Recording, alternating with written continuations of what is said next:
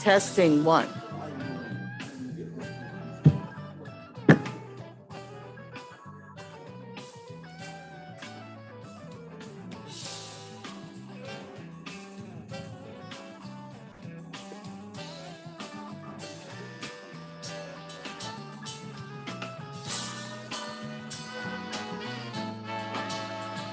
Should I try those lights again? It won't help. Then I will leave it alone. I thought they might provide ambient light, but if not, no worries. I'm poised to test. Is that what I'm supposed to do? Testing. 1, 2, 3. Testing.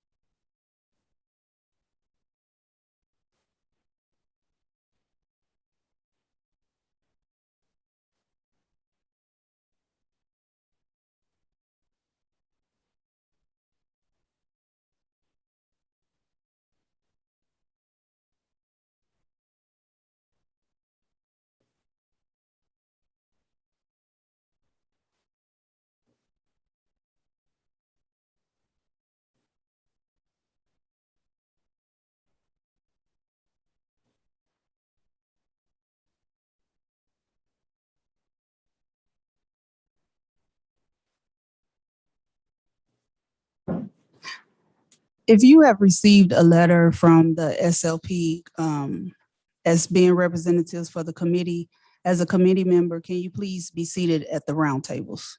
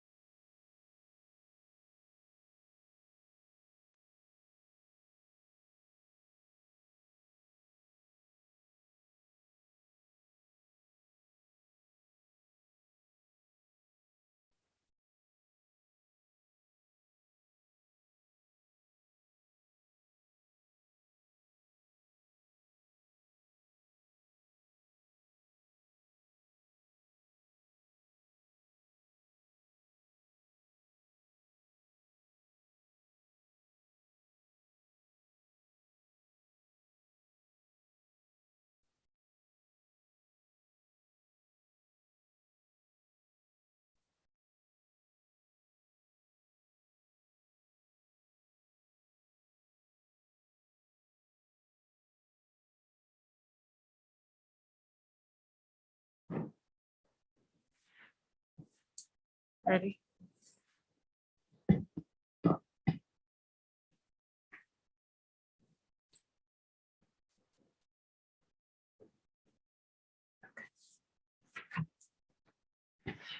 Good evening, everyone. Thank you for joining us all today.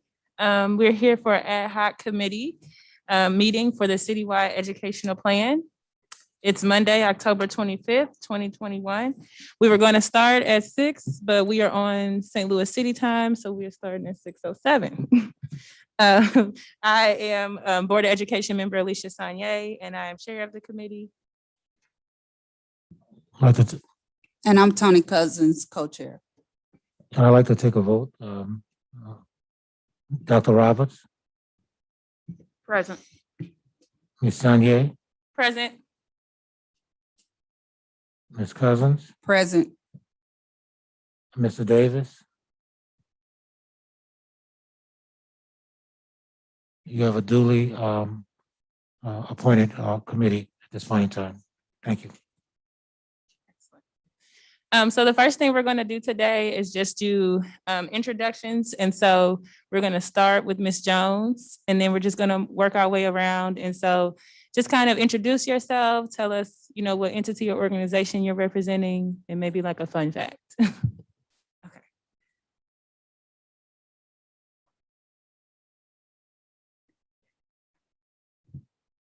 Good evening. My name is Bridget Jones. I'm the president and CEO of the St. Louis Public Schools Foundation. And I'm really excited to be here tonight. I think that this is right on time. And a fun fact,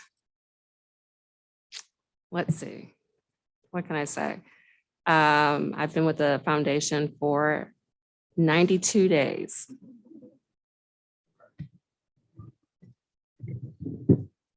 Good evening. My name is Angela Pearson. I serve as Special Projects Manager for Mayor Tashara Jones. I'm here in the stead of Will Pinkney, who serves as the Director of Children, Youth, and Family Services. He's out of the office today, but he will be the main proxy for this roundtable. Fun fact about me, I'm a published poet.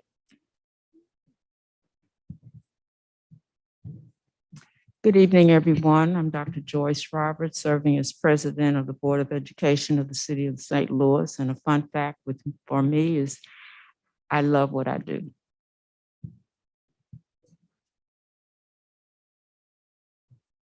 Hello, I'm Javon Humphrey. I'm with Local 420. Fun fact, I've been teaching for 20 plus years.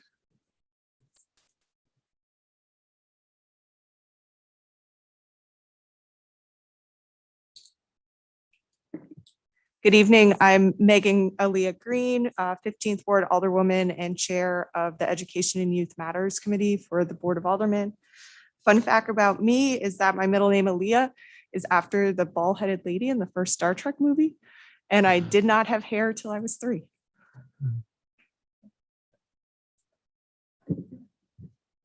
Good evening. My name is Kelly Anderson. I'm from the Comptroller's Office, City of St. Louis. I'm her representative. And a fun fact about me, I don't have any fun facts, I guess.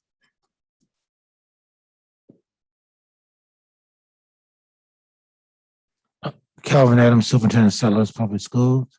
Fun fact, I like to ride bikes. Good evening, Lance Knuckles, Deputy Director, Strategic Growth and Development for St. Louis Development Corporation. And a fun fact is I was probably the #1 hurdler in the state of Wisconsin in 1988. Wow.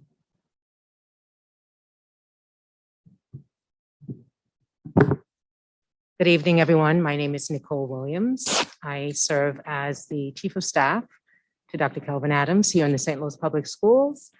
And a fun fact, it's my 35th year in education, and I have a 4-year-old grandson who loves the St. Louis Public Schools.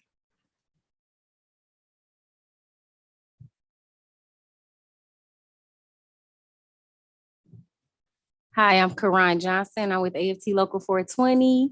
And a fun fact about me is before I went to Harris Stowe for my teaching degree, I have my associates in auto mechanics. I wish I'd known that. Byron Clemens with AFT St. Louis. A fun fact is my extended family, I have 8 Navajo brothers and a sister.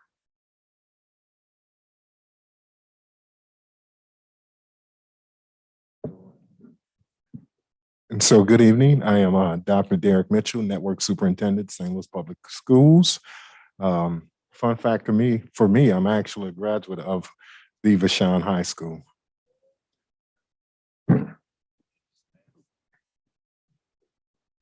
I'm Lori Willis, Deputy Superintendent for Institutional Advancement and St. Louis Public Schools. And a fun fact about me is that I am also an acrylic painter.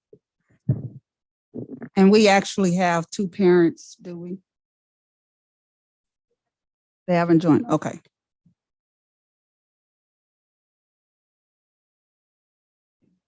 Okay, so again, thank you everyone for joining us today. We're all here. You guys received invitations to the citywide education.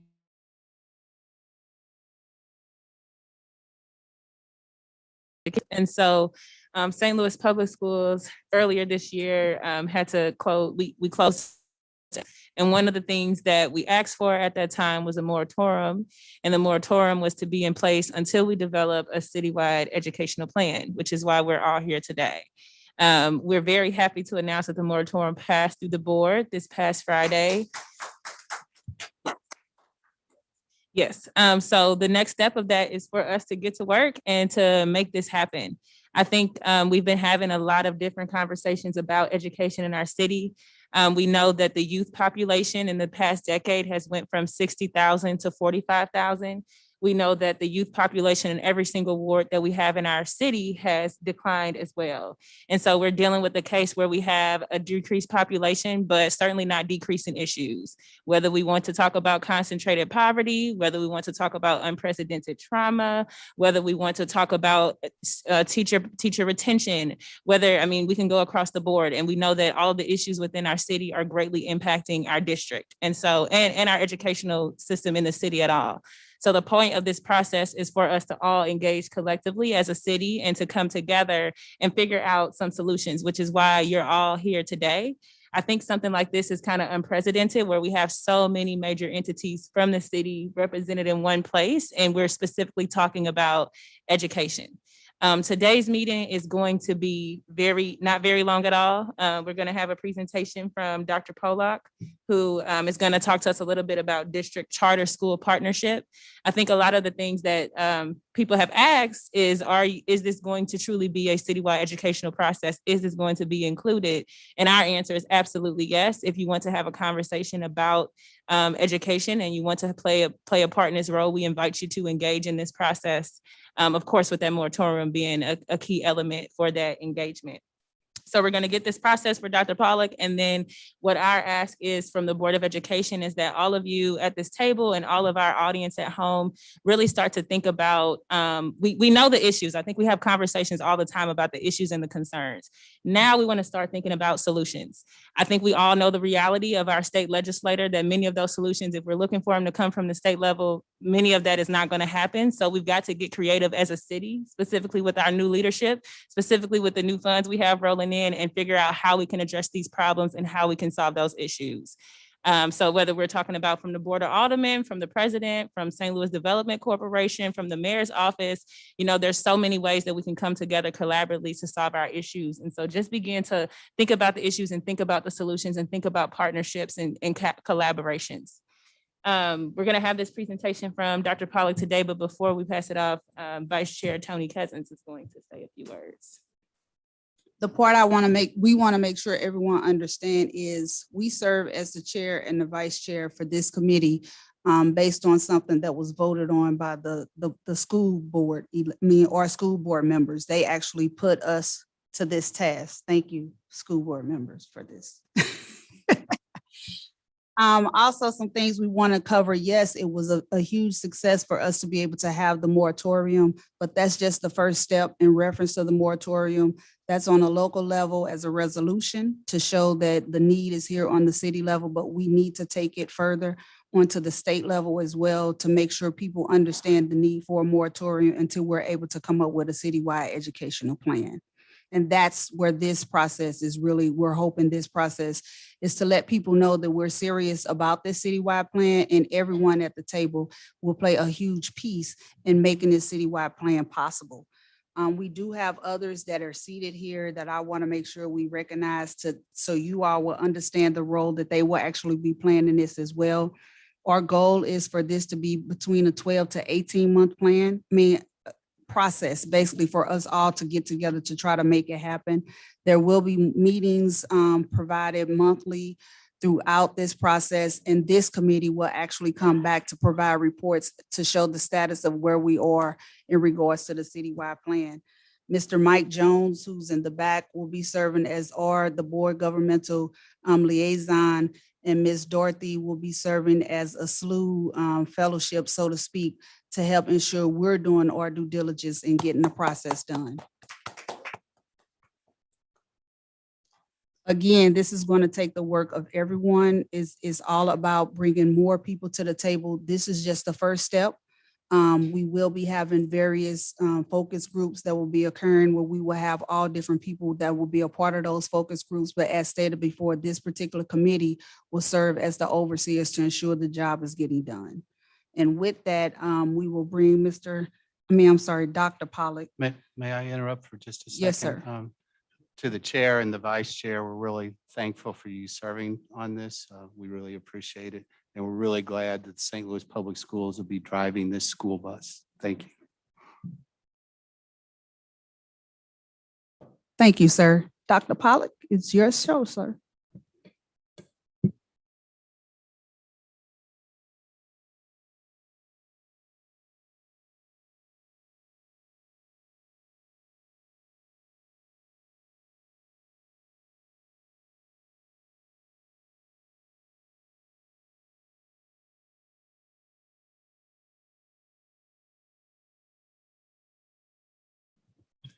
Good evening, everyone. Good evening. My name is Isaac Pollock. I'm an associate superintendent here for school innovation, turnaround, and charter partnerships. Small bit of background before I get started.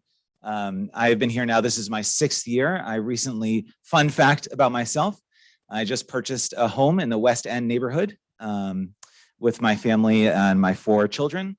I work in the city, my wife works in the city, my children attend St. Louis Public Schools, and we felt like it was a commitment we wanted to make to the city. So this plan is very near and dear to our hearts, and we are very excited to see where you all go with it. I want to start by saying that this has been many, many months in the making, and that we are not here to solve the problem as much as people are going to turn to you all and think that somehow however many people are on this committee are going to solve the problem.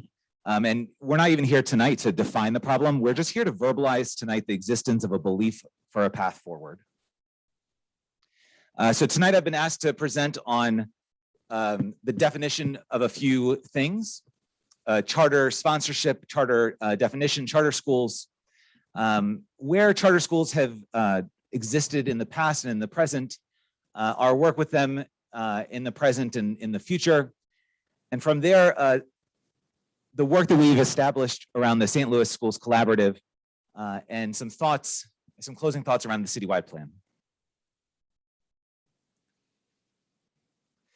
So pulled directly from DESE's website, I won't read it to you, you have it in front of you, and it'll be posted later.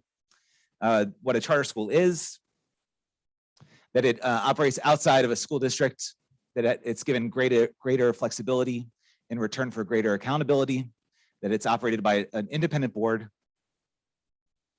that there are identifiable differences between charter schools and traditional public schools, that they are established by really any entity that would like to apply for a charter, and that entity then goes to a sponsor. We'll talk about that in a second, with an idea for what kind of a school they would like to operate. And so this is without regard for anything else in the system. That it's an idea of how they would like to think, how they would like to serve students. And then they're freed from the regulations of a school district, and then held accountable to some of the same state standards, and then governed by nonprofit boards and not by the elected board if they're approved for sponsorship. I want to read that again, but I'm going to read it from a lens of a parent who's frustrated with the district. I hope I don't lose my job here. So the difference between a charter school and a traditional public school is that a charter school can focus on the kids in front of them. They don't have to worry about all the kids across the city. They're not hamstrung by all of the different rules and regulations that have to be in place to protect the entire city, and all of the children, but that they can really just say what is best for this child in front of me right now. And if something is failing for my child, I can find a solution for my child, and I can actually just create a school for what's fit for what needs to happen for my child. So my intent in doing that is just to verbalize that people who create charter schools are people, and they do it in a lot of ways with the intent for what's best for some kids. And I'll say it again, for some kids. So what I would like to call attention to tonight is how do we take the elements that they are driving toward and honor those, that every child is important and no child can be ignored, while still maintaining what we know to be true, which is that an equitable system serving all children across the city must exist. So where can charter schools exist? Charter schools, this is also pulled from DESE. They can exist anywhere, which falls into one of the following categories. Kansas City and St. Louis City are automatically granted in. They're defined as metropolitan cities. And so no matter what happens, charter schools can operate within these city limits. In addition, they can operate in any unaccredited district and any district that's provisionally accredited from 3 or more years. And so currently, well, I'll leave it at that. I'm going to move on to charter sponsorship. I'm going to go all the way through and then I'll take questions at the end. So how do these charter schools get sponsored?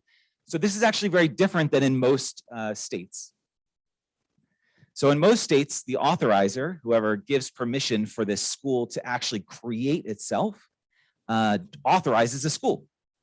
In Missouri, there's a layer in between. So DESE says you can open, but first you have to be approved by someone. You have to be sponsored by someone. And that someone is either a school district, one of the school districts that we've talked about, or a university, or as of I believe, I won't say the date because I'm not exactly sure, but as of a few years ago, the Missouri Charter School Commission, which is a statewide commission that now can authorize charter schools anywhere across the state where they're allowed.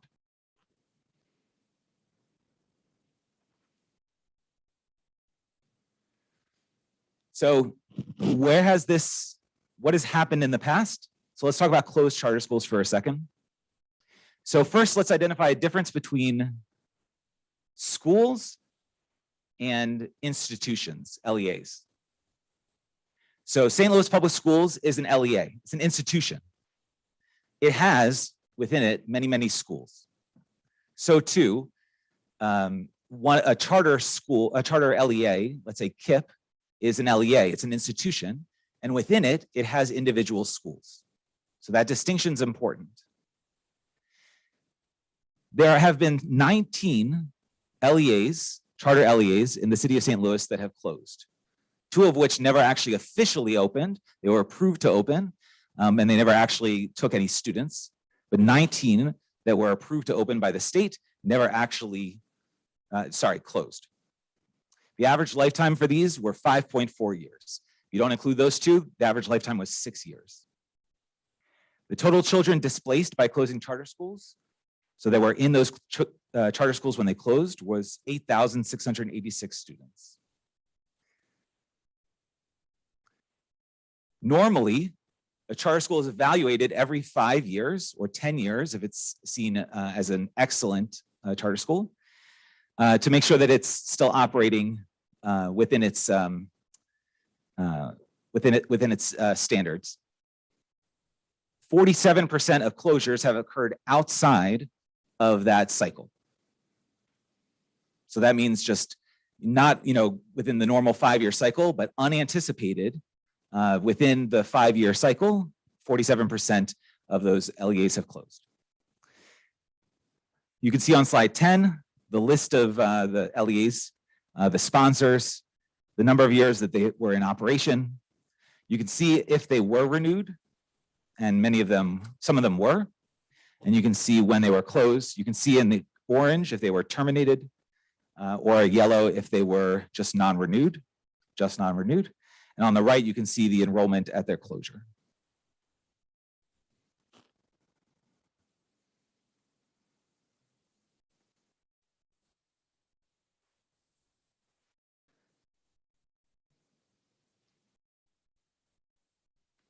So there were, once again, 19 LEAs that were closed.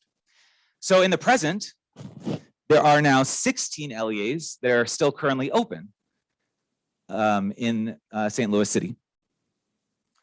Those 16 LEAs currently operate 36 buildings.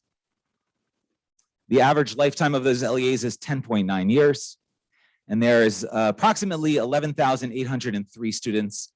This is as of last year because I didn't have access yet for the 2021-22 count as of the end of September.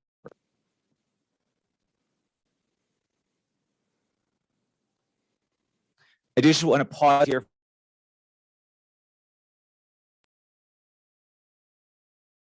There were many charter closed. We, of course, have gone through our own closure processes. And so I'm not gonna go through it, but I keep this in my office, a map of all the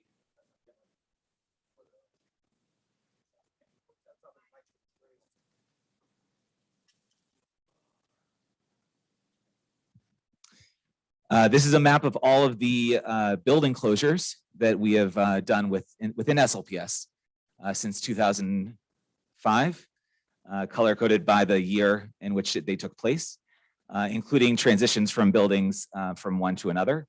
And so you can see where they're more heavily weighted. You can see that we've done our own set of closures. You can see in certain years, they took place more heavily than others. And so this is not just an isolated occurrence.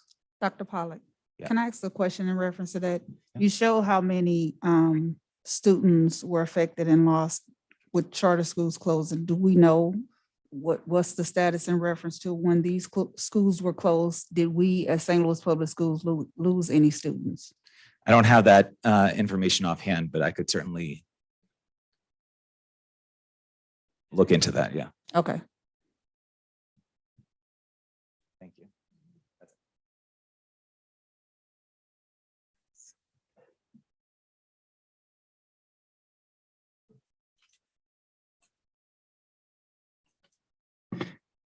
Once again, I don't think that I'm saying anything that those of us who live in this, those of you who live in the city don't live and breathe every day or don't know about.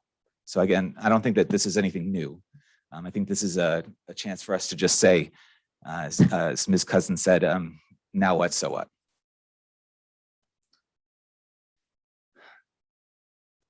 So what does the future look like? So we do have an Office of Charter Partnerships, which is essentially myself. And, you know, we are driven forward by this idea that the transformation plan, you know, at the end of the day, we are responsible for every single student in the city, every single child in the city. And if a charter school closes, that we are in the end responsible for those children. And so it is our responsibility to make sure that all children in the city are being supported and that we are playing well in the sandbox. That includes evaluating proposals that come to us. That includes handling the transfers of students for closed charter schools. That includes participating with sponsors in a sponsor network and working with them to understand the pressures and to also influence them about how they are choosing to sponsor additional schools in our current landscape and pressuring them in that setting. And then in addition, I'll speak a little bit more about the St. Louis Schools Collaborative in a moment. I'm going to pause here and just mention the our partnership with KIPP. KIPP operates within one of the Knowledge is Power program, which is an LEA, a charter school LEA, which operates in the city, has 6 schools. It operates in one of our buildings. It's a unique partnership. And because of that, it operates in one of our buildings and we are able to support it in that way. It also operates 5 additional schools, not in our buildings. And then we receive their data. Their data is scored within it's aggregated within our district scores. It does, yeah.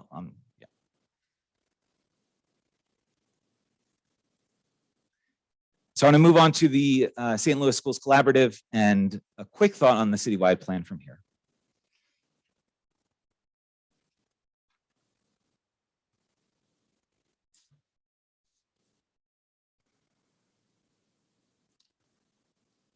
So the idea of the, I'm actually going to skip forward to, it's in your packet, slide 22.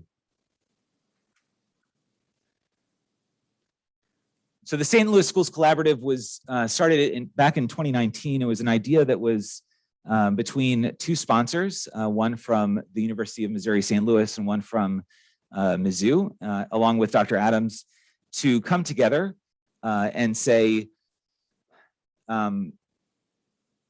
as we fight each other and we're not actually finding solutions about what can actually be solved. And we're assuming the worst about each other. And honestly, the practitioners who are working closest to kids, if we can be intellectually honest with each other, that's where we're going to find solutions. Sorry, I want to pause here because I think this is really important to say again. What's unique about this city and about this situation is that this is not a charter district collaborative, this thing, what we're talking about here. And this is not like a war between charter and district schools. This is an intellectually honest conversation about what do kids in the city need. And that's how this was founded. An intellectually honest conversation between people who are just trying to figure out what needs to happen. And if that means that some schools need to not, some sponsors need to not continue to sponsor as many schools, that was something that they were prepared to come to the table and consider. And so that was the genesis of that group. And so, we expanded that group to others who are like-minded, who are willing to think at that level and willing to be intellectually honest and willing to be, to put the overall belief of kids first above their institutional priorities. And from there, it's grown into a collaboration between all of the executive directors of the charter schools and ourselves, and has led to fruitful, I would say fruitful pressurization to the point where, if something's occurring and, one topic that came up recently was around everything from vaccinations to and COVID, which is of course top of mind, and restart plans, but also to transfers and withdrawals and things that often do come up when we talk about charter schools, and honest conversations that we can have and pressures that we can put on the table. And so that's a place that we have been able to have that conversation and have that movement forward. And I would say that, and have partners with us there. So I'm going to skip over the slides that I skipped, and they're there if you would like to see them. But I'm going to finish with just this last statement, which is, what do we mean by a citywide plan? I think this is really the key that I wanted to highlight tonight, which is that a citywide plan for education, I'd like to venture to say, is not some sort of book that's going to sit on a bookcase somewhere, and it's not some sort of map, but rather it's a shared set of commitments that all parties can agree to follow and do agree to follow. And if they can't, then, the idea, I think, is that you turn on the light, and the people that are willing to stand in the light with you come into the light. And those who aren't, you make that clear for everyone. And so the parties are willing to follow, even in the case that may negatively impact them as institutions, keeping the focus on what is best for children across St. Louis City. And so bringing to light all actions that are being actively considered. So instead of right now, lots and lots of quiet decisions being made about this charter school opening here without knowledge about this district school closing here, or, in my neighborhood, there's 8 buses, 15, I haven't counted, 15 buses that pick up right on the corner in front of my house. But there's absolutely no school that exists in the neighborhood where I live. To open up dialogue amongst the parties, to actually put that on the table and say, so what is the solution here? And that has to involve more than just the schools. That's where the development comes in. That's where the neighborhood development and the decisions around, as the city decides what kind of city it wants to be. Is this a city that's a city for people a commuter city, or a city for young people? Or is it a city for families and for people that want to make this their home in all neighborhoods or some neighborhoods? Right, so those are decisions that need to be opened up and brought to light. And then to hold us all accountable for our commonly agreed upon guideposts once those are set. And the suggested areas of commitments, it could be everything from numbers of schools to location planning to shared services to advocacy, because parents are just trying to figure out what the right thing is for their children. We have a commitment, and you all have a commitment as the City of St. Louis Board of Education to serve all parents. And so the way to do that is to say, these are the solutions. We hear the problems. We hear why you're choosing other solutions possibly. And so we're going to come up with the unified plan for what that would actually look like. I'm not here saying I know what that is. I've been in a lot of cities. I think that just being at this table together, if you continue down this path of intellectual honesty and being open to partnerships, is actually a lot farther along than any other city I've been in. So I'm going to pause there and leave it to the chair if there's time for questions or not. Yes, there's time for questions. Of course, I have several. My first question is, can you tell me what the operation looks like with KIP in St. Louis Public Schools? I know you said one of the programs was being ran out of St. Louis Public Schools. Is that you, Dr. Adams? So there are two schools, Mitchell and Pruitt, and it's a 6-year relationship that allows the charter school to use the buildings while we receive their test scores, academic scores, attendance scores, in collaboration with our scores. So what does that look like? I'm just curious, like, is that the data. is it over- successful is I guess Yeah. what I'm saying. The last 3 years, we've not had test data. Obviously, we didn't do math last year. This data we don't have for this current year. The first 2 years, there was a small increase in one area based on KIP data. That was prior to KIP opening a high school. This is based on the KA data, but we have an analysis each year of what the data means to the district in terms of the increases or if it stays the same. So 3 years we've had data, 3 years we've not had data since the relationship, but we can provide that to you. So the relationship has been 6 years. It has been 2015, 16, and the 3 years we did not have data. The last 2 years, we didn't have data 2 years ago. Last year data was based on being virtual. Okay. So, and we just received that data. So yes, but we could give you an analysis year to year for attendance, for academic growth, for all of it. We have that data. I was just curious as to what it actually looks like. Yes, it is. Is why I'm saying that, because, and I want to thank you, Dr. Pollack, for giving this overview, because it is very insightful. And I want to make sure everybody understands, watching and here at the table, it shouldn't be about St. Louis Public Schools or charter. It should be just what you said. How do we help our kids, in any way that we can? And with the schools closing, the homes, we're not having, proper housing stock.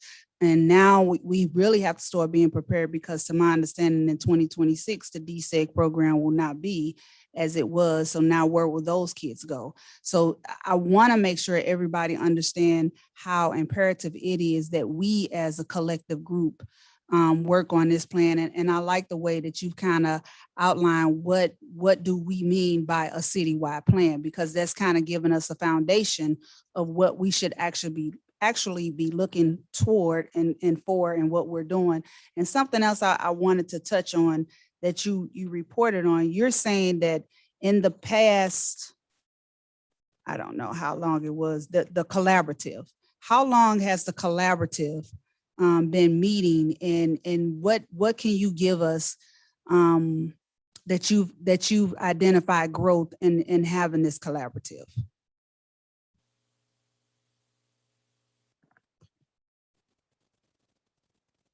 So I think there's there have been two phases of the collaborative. The first phase was a trust building phase. So, you know, just to put it all out there, there is still a lawsuit that's going on between the parties involved, and regarding some funding, and so that is a large tension point. In addition, there's decreasing number of students in the city, and so that becomes another tension point, right? I think that there's history of how the city schools and charters have interacted in the past. So there's been this question of, could we even sit at a table together and have discussions? And I think that was the first time together, was how can we sit together and also make this productive, and also say, not just productive, but what's best for kids. So not just like, this isn't going to be some sort of, we're all going to be happy together, but also like, if this means that, we said it in one of the meetings, if this means that a charter sponsor needs to not sponsor anymore, then that might be what has to happen. And if a charter school needs to close, then that might be what has to happen. And if it means we have to close schools, then that might be what has to happen. And that was before we ended up going through that process. I mean, it was sort of like living up to our commitment that doing the hard things. So, and that were required intellectually, honestly. So I think that that's stage one. And then stage two has been switching over to this stage of collaboration between all leaders of the charter schools. And this is like much, much more on the ground leadership. And so these are people who, many of them worked for St. Louis Public Schools, and they were teachers here, and now they're charter leaders. And they are just trying to do what's best for the 170, 180, or in some cases, 3,000 kids who are under their purview. And in a lot of cases, the discussions are much more centered around administrative tasks and actions. And so, how can we figure out how to, we all can't get buses to kids on time. How can we get this to work? And then the realization from there of, well, yes, we can struggle with that right now, but it means that we have to have a larger conversation around the fact that there are 15 buses all going to the same block. Thank you. We have someone else at the table, so I'm going to give them a chance to introduce themselves, and then also you can go ahead and ask any questions if you have them. Good evening. My name is Avis Funches. I was asked to attend by Gloria Nolan. I'm not quite sure to what capacity my title is, other than, I guess, parent. When you started your— Excuse me, I'm Yes. taking notes. So what's the name again? I'm sorry. My name is Avis Funches, and I was asked to attend by Gloria Nolan for the Parent Action Council. And Got it. I think this— Thank yeah. you very much. Yes, you're at work, ma'am. Now you're on the committee. Okay. When you started your presentation about charter schools, I didn't feel like I got any information regarding what a charter school was. And when you spoke about how you feel as a parent within the district, within the community, you spoke specifically about the needs of only your child. And I felt that that was very misleading by how you ended by saying that we were all a collective, because you started off very clearly letting me know that the only reason why you're here is because of what your child needs. That seems selfish. So when you started this presentation, you made it seem like charter schools is a selfish process. Even when you described that the district was an LEA or something, it sounded like each one of these charter schools were their own LEAs and they could do what they want. You didn't explain anything with any clarity, which is disappointing because it seems like this is a passion of yours. And with the map, you showed all of these closings, but you didn't tell us why they closed. Is it a secret? Did they do something wrong? Because I have a charter school down the street from me, and I went there to see if I could take my child. It just seemed like very well-dressed people with children on tablets. And that's not what I want for my child. So you came up here and you did this, this presentation. And like I said, I could see your passion, but I don't feel like I'm any smarter about what a charter school is and how a charter school can benefit any community. And I get the buses. We all hate the buses. They're horrible drivers, but that's not that doesn't make me understand charter schools or why I should care. And I think that if you do another presentation, you have to make that more clear, because I don't know. This is the first meeting. They just told me today, but I don't feel smarter from your presentation.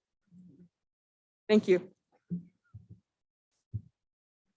Just to help Dr. Pollack, the ask was for him to come to give a presentation for us as members to understand where things had been from past, present, and what it would look like in regards to this committee coming together to create what the citywide plan would be a part of. So it's a lot of different groups of people that's at the table.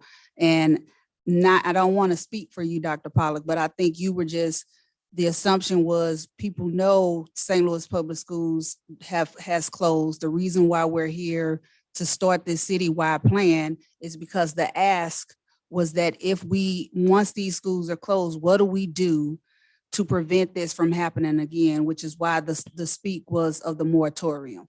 And I want to make sure people understand, we're not saying moratoriums on charter schools. We're saying a moratorium, period, on any school at this point until we can come up with a plan that makes sense. We shouldn't be opening up schools anywhere in the city until we identify where the actual need is and what impact it will actually have. I understand that that's why he came up here, but I also feel like if you're going to have parents log in and look at things, then you have to make some very basic information available to them, because even trying to Google it or look up what these different terminologies are, as just a parent watching it, it would take me weeks, Yeah. So even though I understand that the intention of this meeting was to pick up where we don't necessarily know as parents. We could have attended the meet, because last week the Parent Action Council meeting took place at the same time that the other meeting. So that was the first time that I even ever heard about it, right? So therefore, coming here and seeing all of this stuff, there's just some basic information, just from the start. Tell me what it is, tell me what you want to do, and go forth from there. So I feel just slightly more knowledgeable by attending these meetings or by, just following along. Because if someone logs in, what are they going to know about charter schools? What are they going to know how you guys feel? What is the purpose of this, other than to have an intellectual conversation? So, And I'm assuming everyone's an intellectual. so if I may, I missed your last name. I'm sorry. Funches. I just want to say thank you for speaking honestly and your truth about it. And I apologize for not being able to meet that. I think that I struggled very much, as many people in this room can attest to, about how to present because, in 20 minutes, the history of charter schools and the future of charter schools in the city, it's, and, clearly didn't make the mark. And so I apologize for that. I think that what I tried to say in the beginning, I think is what I want to go back to, which is that in my opinion, you all are not really here to solve the problem tonight or to define the problem tonight even. I think that it's so vast and there's so much history and so much background and so many layers there. I think tonight what you're here to do is just to verbalize the existence of a belief for a path forward, right? Just like that there is this, just to verbalize that belief.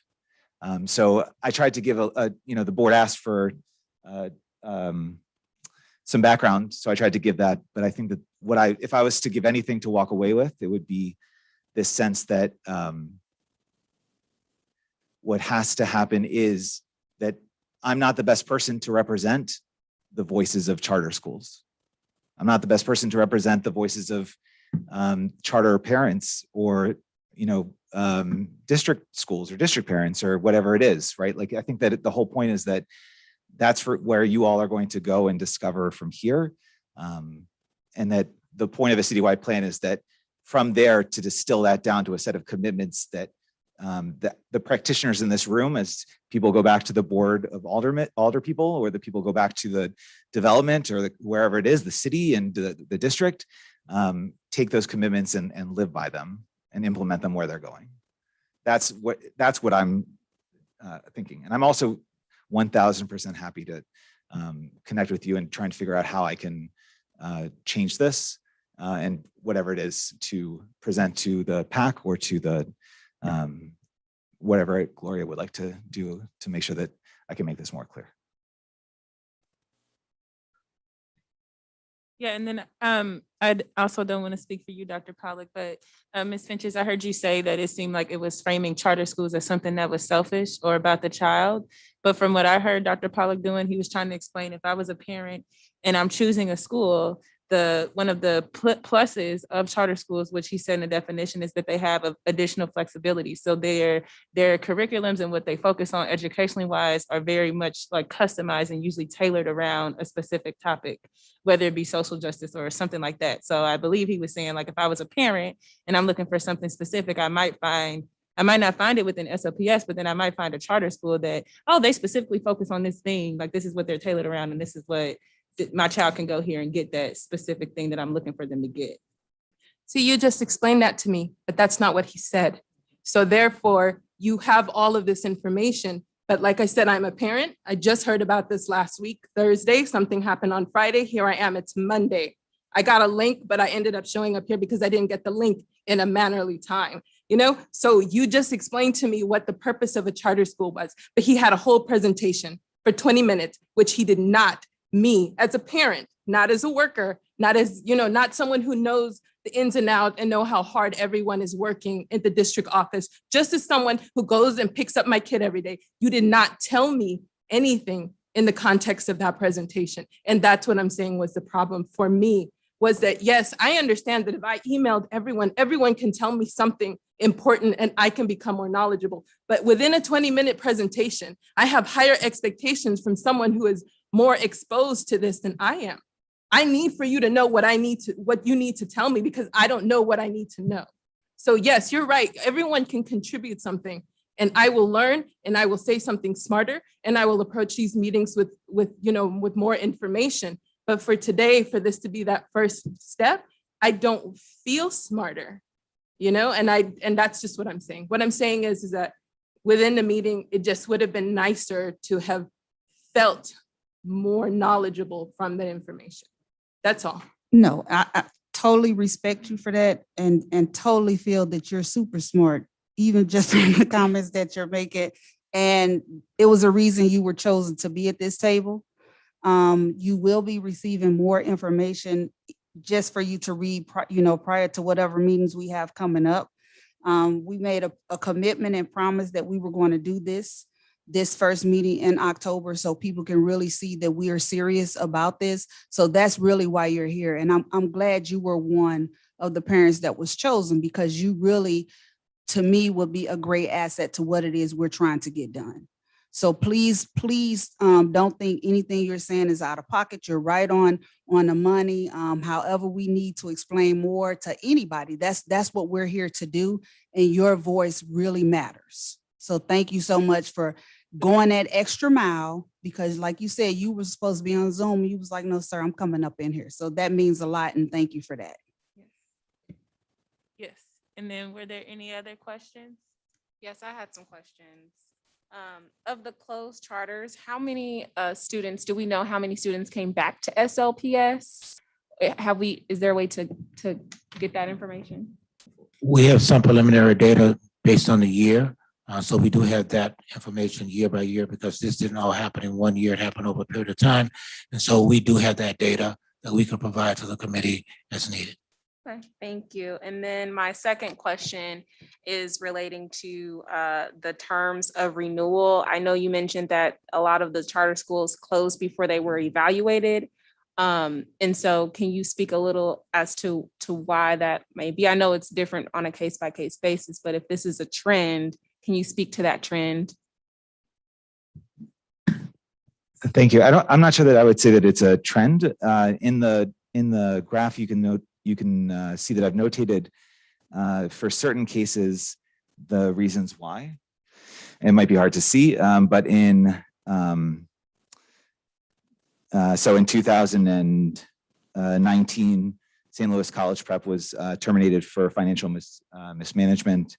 In 2018, Proclaris was Mastery Academy surrendered its charter along with the sponsor surrendered its sponsorship. In 2018, Grand Center Arts Academy merged with Confluence Academies and so surrendered its LEA. And then back before that, excuse me, back before that, I have to, further research is needed to identify the reasons.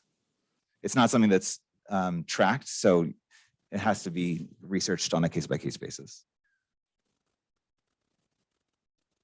Thank you. Other questions?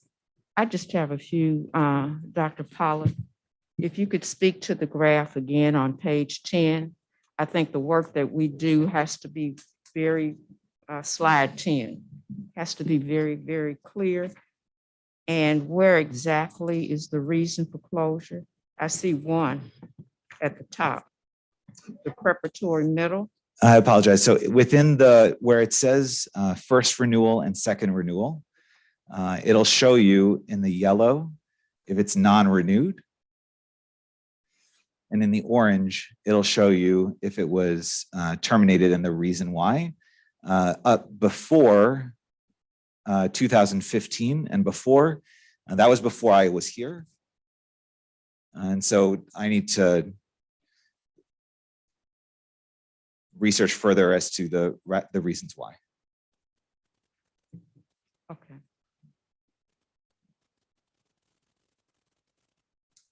Megan, I think you. Just a couple of quick questions. One, would we have access to data if students, we saw almost over 20 years of 40% decline in school age population in the city. If those students did not come back to either district or charter, would we have any information on where they ended up, whether it's in the county or at a private school? Is there any way to track that? Yes, we do have that data. If a child moved outside of the state and the records were requested, we can determine where the kid goes. If the kid goes to a charter school, records were requested. We can, I think 7 years ago, 8 years ago, DESE gave every kid a code. So if the kid say in the state of Missouri and was in a public school, we could get the information that way. If the child went to a private school or to a school outside the state of Missouri, it was much harder to identify where the kid goes unless we get a records request from the receiving school. And so we do have some data. It's not all total 100%, but about 95% we can determine where kids go. Okay, that's great. I think that could be useful in the future. The other question I had is, and I'm not sure if this is for you, Dr. Pollack, or for our chair. From all of our intros, I did not hear anybody representing charter schools here today. Is the intent that you will be that person as somebody from the collaborative, or what is, if we're building a citywide plan? And I do agree with a number of the suggestions under what do we mean by a citywide plan? How are some of those other entities being brought to the table?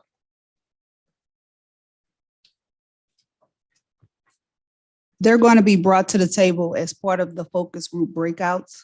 So this is just this group. This is not the be all to what we're working on. We know that it's going to take a large group of people to really get this done.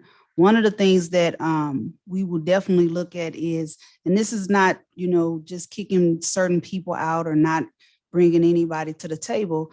Better Futures had some data. They had information that they had been working on. Definitely they will be a part of the different focus groups that we have. We have even charter school members or perspectives that will be at the table when it's the time for them to actually be at the table. But this is not the end of what we're doing. It's actually just a reboot of what was asked to be done. And it was asked by the school board to lead this charge. And that's actually what we're trying to do. Okay, just thank you for that clarity. Yes, I would say if you're watching and you're interested in being involved, regardless of the educational entity that you're a part of, Tony and I both have public emails. So if you want to email us and show us, I think we're like in the early process of identifying folks from charter who might want to participate, but so far have not received a willingness to participate. So as soon as we, we're going to keep working and combing through conversations and things that have happened, but there's got to be a receptiveness from some of those parties to want to engage in the process.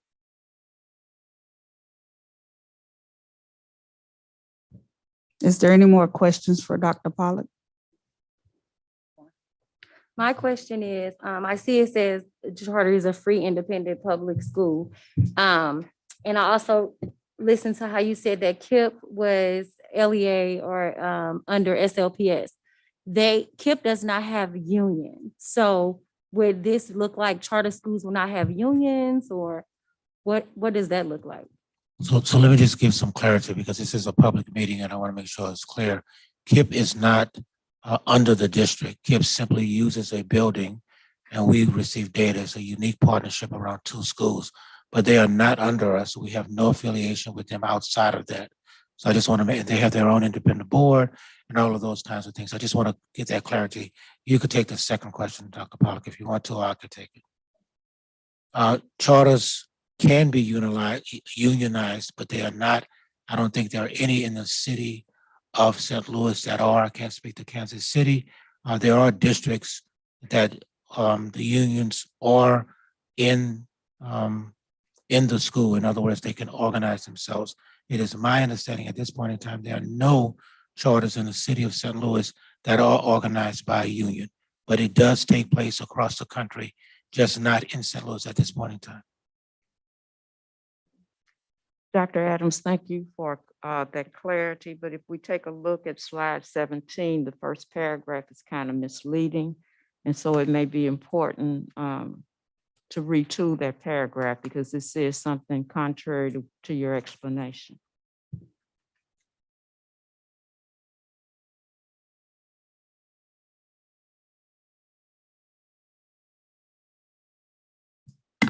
So I would like to point out that slide 17 was pulled from a statement actually originating from the original intent of the partnership. And so it is actually out of date. That's why it says that it operates 1 school, and KIPP intends to operate 5. Whereas, as Dr. Adams pointed out, it operates 2 within SLPS and currently operates 6. So thank you, Dr. Roberts, for the point, and we will for sure fix that before posting that. One thing I do want to make sure everybody understand, we made this as transparent as possible. If you notice, the meeting that we have before you is public. There is no conversations we're having in regards to the citywide plan where you all that are at the table won't be at the table at all times. And we will make sure that is posted and that the public knows what we're trying to do and what the attempt is. And people really have to understand that we are bounded to be sunshine at any point in time. So we try to make sure we're covering all of our bases and being as transparent as possible with this process.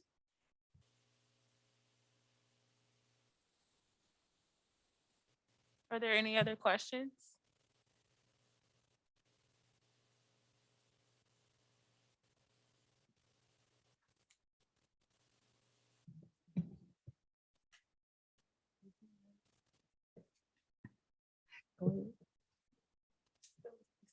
Okay, if there are no other questions at this point, we thank you guys for coming. You will receive a much earlier notification of the next steps and the next meeting that we will be having. Some of you all were able to receive some documentations to kind of go over prior to coming to the meeting, and those that have not, now that you've been identified as being at the table, we'll make sure you get that information as well.